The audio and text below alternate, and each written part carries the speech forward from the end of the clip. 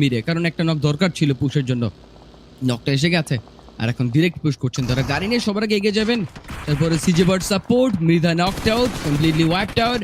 রাহাত টপির সামনে আছে, দূর থেকে স্প্রে আসবে, ফ্ল্যাশকে দেখে শুনে খেলতে হবে। গ্রেনেড হাতে পিক করছেন flash, that's more I like it. Grenade দিয়ে আসলে একটা ধোকাবাজির চেষ্টা, যেটা খুবই ভালো গ্রেনেডের কারণে। হাতকে টেক ডাউন করলো, অপর প্রান্ত থেকে কিন্তু ডেথ স্টর্ম গ্রেডের মাধ্যমে নারুকে টেক ডাউন করলো।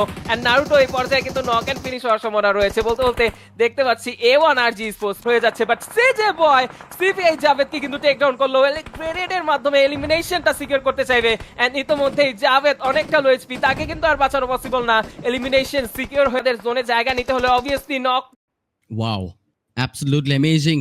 টপ নচ এওয়ানআরজি লিড পেয়েছে final game.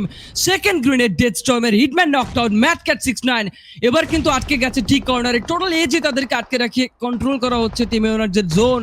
And now death স্টর্মের next support, 69 knocked out, Matcat একেবারে একা, তাকেও ফিনিশ করা হলো। সিরিজটা ফাইনাল কিল নিয়ে এওয়ানআরজি স্পোর্ট চিকেন ডিনার সিকিউর করে নিয়ে গেলেন প্রথম গেমের ভিক্টোরি ফর টিম।